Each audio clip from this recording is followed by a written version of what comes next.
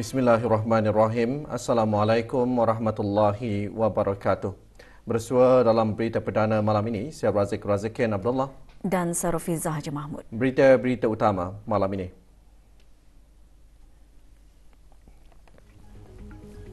Duli Yang Teramat Mulia Paduka Seri Pengiran Muda Mahkota berkenan berangkat melawat ke Centre of Excellence for Soldier Performance CESP.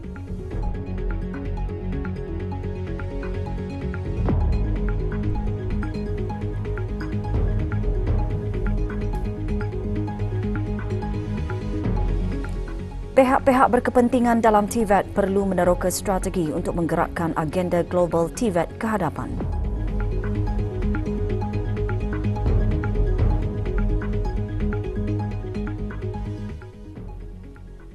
Duli Yang Teramat Mulia Paduka Seri Pengiran Muda Mahkota Pengiran Muda Haji Al-Muhtadi Billah Ibni Kebawah Duli Yang Maha Mulia Paduka Seri Baginda Sultan Haji Hassan Al-Bolkiah Mu'izzuddin Wad Daulah Menteri Kanan di Jabatan Perdana Menteri pagi tadi berkenan berangkat melawat ke Centre of Excellence for Soldier Performance CESP Republik Singapura.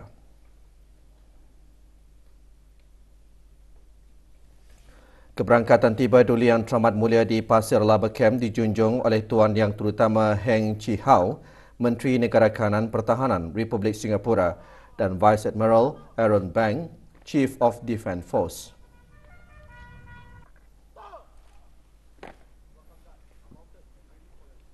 Duli Yang Teramat Mulia menerima tabik hormat dan seterusnya dijunjung berangkat oleh Ketua Perbarisan Welcome Guard bagi memeriksa perbarisan. Duli Yang Teramat Mulia kemudiannya bergambar ramai dan seterusnya dijunjung ke Leaders Hall bagi menandatangani buku pelawat. Di Leaders Hall, Duli Yang Teramat Mulia berkenan mendengarkan sembah taklimat oleh Senior Lieutenant Colonel Russell Khan, Head of Centre of Excellence for Soldier Performance mengenai tata cara Centre of Excellence for Soldier Performance CESP kepada meningkatkan prestasi ketenteraan. Duli Yang Teramat Mulia seterusnya dijunjung bagi menyaksikan pameran statik yang antara lainnya mempamerkan Angkatan Bersenjata Singapura, SAF, personal equipments, peralatan pemulihan dan sistem pemantauan suhu deras jarak jauh dan pemantauan denyutan jantung serta mereka bentuk program kecergasan.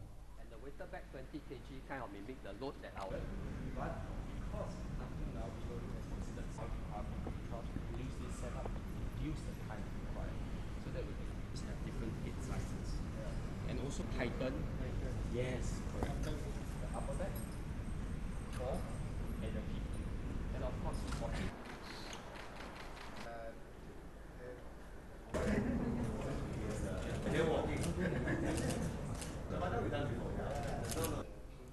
Sebelum mengakhiri lawatan, Duli Yang Teramat Mulia berkenan bertukar-tukar cenderahati kenangan. Sejak penubuhannya, CESP telah mencapai kejayaan penting dalam bidang-bidang kecergasan dan pemakanan, rehabilitasi dan rehabilitasi, ketahanan dan sistem askar.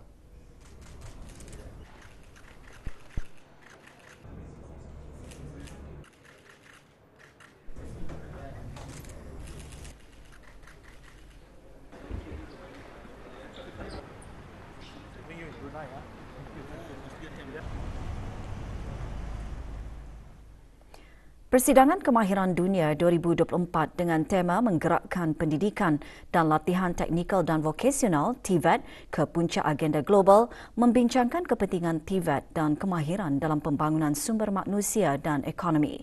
Persidangan selama 3 hari sehingga 12 September itu berlangsung di Eurex Port Lyon, Republik Perancis sempena pertandingan Kemahiran Dunia ke-47 yang diadakan pada 11 hingga 15 September.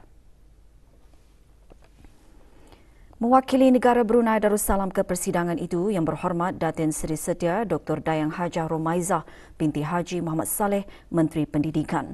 Semasa sesi pembukaan persidangan, pihak-pihak berkepentingan dalam bidang TVET diseru meneroka strategi-strategi untuk menggerakkan agenda global TVET ke hadapan dan mengukuhkan sistem TVET. Juga diadakan beberapa sesi perbincangan panel dan meja bulat mengenai topik-topik berkaitan TVET.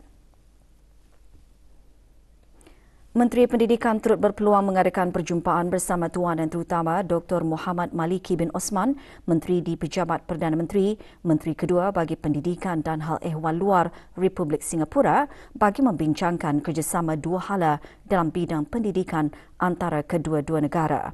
Yang berhormat juga mengadakan lawatan ke pertandingan kemahiran dunia ke-47 yang merupakan pertandingan kemahiran terbesar di dunia dan dianjurkan setiap 2 tahun oleh pihak kemahiran dunia antarabangsa. Longan dikira terus bergema di semua masjid, surau dan balai ibadat di seluruh negara sempena sambutan Maulid Nabi Muhammad SAW. Kementerian Kewangan dan Ekonomi serta jabatan-jabatan di dalamnya mengadakan majlis persembahan dikir Syarafil Anam di Masjid Universiti Brunei Darussalam. Hadir Datuk Seri Paduka Abang Haji Khairuddin bin Haji Abdul Hamid, Timbalan Menteri Kewangan dan Ekonomi, dan Yang Berhormat Abang Muhammad Ali bin Tanjung, Ahli Majlis Mesyuarat Negara. Majlis diselenggarakan oleh Jabatan Perbendaraan.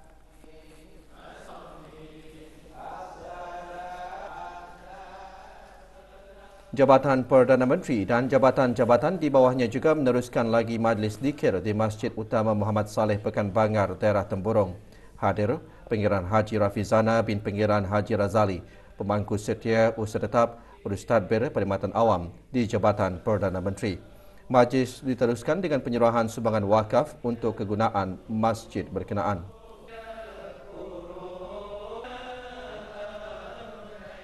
Rombongan dikir Kementerian Hal Ehwal Agama pula mengadakan majlis dikir di Masjid Kampung Labu Estate, daerah Temburong. Mengetuai rombongan Dr. Haji Hardi Fadilah bin Haji Muhammad Saleh, Pemangku Timbalan Setia Usaha Tetap Dasar dan Keagamaan Kementerian Hal Ehwal Agama. Juga hadir Yang Berhormat Haji Awang Sulaiman bin Haji Nasir, Ahli Majlis Mesyuarat Negara.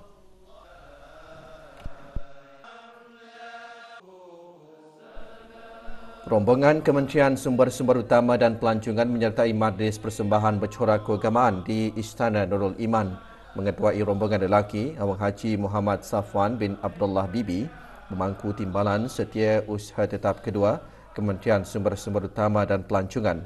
Manakala rombongan wanita diketuai Dayang Nur Alinda binti Haji Ibrahim, Pemangku Timbalan Setia Usaha Tetap 1 Kementerian Sumber-Sumber Utama dan Pelancongan.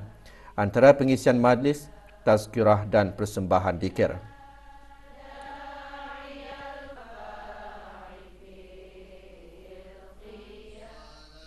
Kementerian Hal Ehwal Dalam Negeri dan jabatan-jabatan di dalamnya meneruskan lagi majlis dikir di Masjid Zainab Lumut, daerah Belait. Hadir Awang Muhammad Sofi bin Awang Haji Ibrahim, Pesuruhjaya Buruh selaku Wakil Timbalan Setia Usaha Tetap Perundangan Antarabangsa dan Penyelidikan Kementerian Hal Ehwal Dalam Negeri. Juga hadir ahli-ahli Majlis Mesyuarat Negara. Juga mengadakan majlis serupa jawatan kuasa tertinggi sambutan Maulid Nabi Muhammad SAW bagi peringkat daerah Tutong. Majlis diadakan di Masjid Kampung Kupang, daerah Tutong.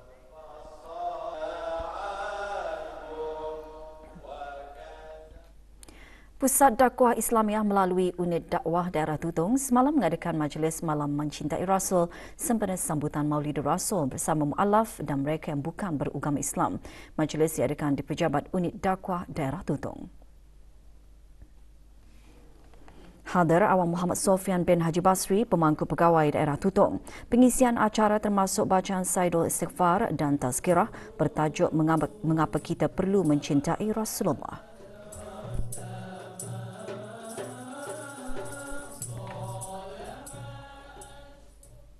Umat Islam diperintahkan supaya mencintai dan mengasihi Rasulullah SAW dengan mengikut sunnah yang dibawa baginda. Ikuti bahan beritanya selepas ini.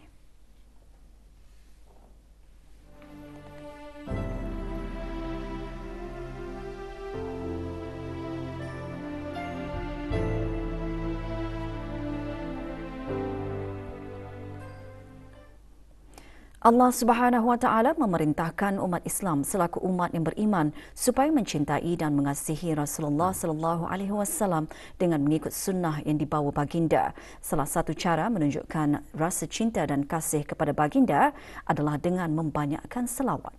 Seruan ini antara yang ditekankan dalam khutbah Jumaat bertajuk mencintai Rasulullah sallallahu alaihi wasallam dengan berselawat.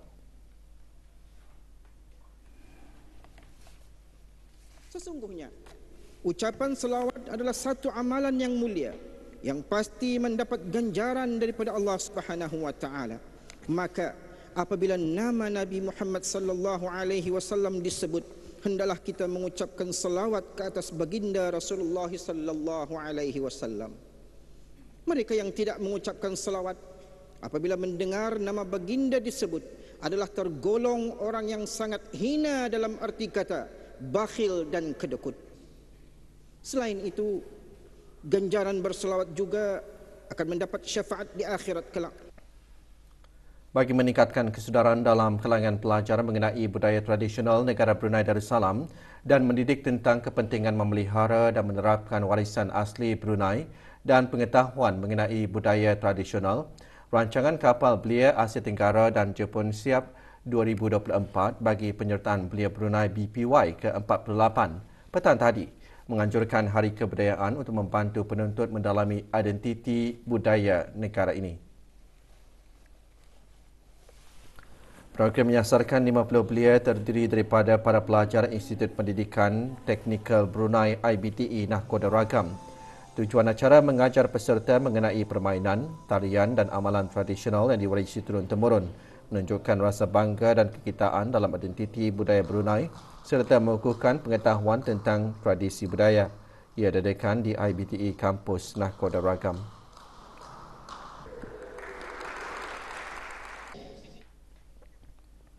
Stigma atau anggapan kurang tepat masyarakat terhadap ibu-ibu tunggal atau mereka yang bergelar janda atau balu merupakan hambatan mental yang terbesar untuk mereka bergerak bebas dalam masyarakat.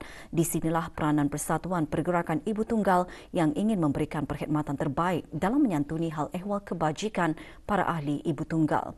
Ingin mengetahui mengenainya, Rosima Sulaiman ada laporannya. Ditubuhkan pada tahun 2021, Persatuan Gerakan Ibu Tunggal kini memiliki lebih 170 ahli yang berdaftar dari berbagai latar belakang. Walau baru berusia lebih 2 tahun, persatuan ini giat berusaha membantu para ibu-ibu tunggal menemukan hala tuju kehidupan mereka. Kadang-kadang petani tidak tahu ibu tunggal ini ada yang macam satu sesudah diceraikan ataupun kematian suami, mereka ini akan tidak tahu ke mana tujuh haluan dorang. Jadi dengan adanya kawan-kawan opa untuk masuk, jadi dorang kan bersatu padu dan bersilaturahim dan bertukar pikiran.